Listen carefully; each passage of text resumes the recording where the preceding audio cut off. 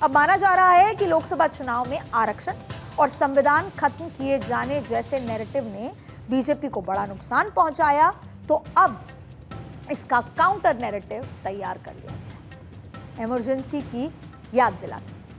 और बीजेपी को पता है, आप कोई बॉल उसके पाले में डालते हैं तो वो 6 यानी कि बाउंड्री से बाहर। और ठीक वैसे ही कि वो जो संविधान का नैरेटिव विपक्ष ने सेट किया, अब उसकी तोड़ ढूंढ ली है।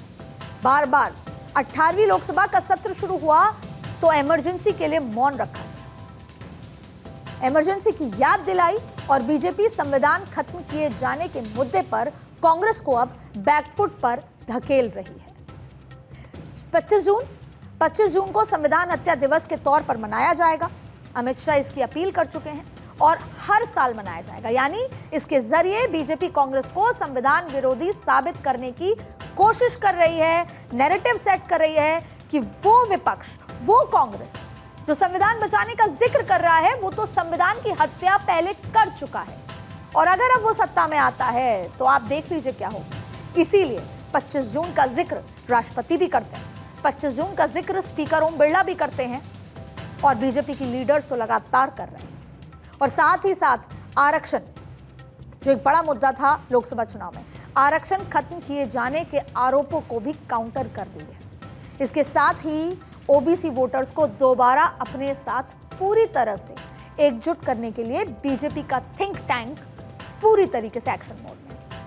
और आपने देखा होगा, लगभग 100 दिन का समय प्रधानमंत्री नरेंद्र मोदी ने कहा कि 125 दिन, 100 दिन जो उनके डायनामिक होने वाले हैं बड़े फैसले, उसमें से लगभग 1 महीना नरेंद्र मोदी 3.0 का पूरा हो चुका है।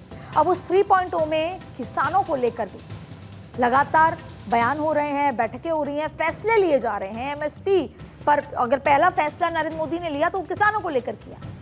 अब इसको अगर पॉलिटिकली समझें तो हरियाणा और महाराष्ट्र दोनों ही जगह किसान को लेकर बड़ा बाहुल्य इलाका है, किसान बाहुल्य इलाका, तो सीधा इम्पैक्ट वहां पर। तो हर एक मोर्चे पर भारतीय जनता पार्टी जो कमियां रही हैं लोकसभा में, उसको सुधारने की एक्शन में लग चुकी है, उस मोड में। अब बीजेपी का फोकस उन सीटों पर भी है जहां उनका प्रदर्शन लोकसभा चुनाव में बेहतर नहीं रहा। और बीजेपी हमेशा अपनी जो कमजोर चीजें हैं, कमजोर तरीके हैं या कमजोर सीटें रही हैं, वहां पर फोकस रहता है।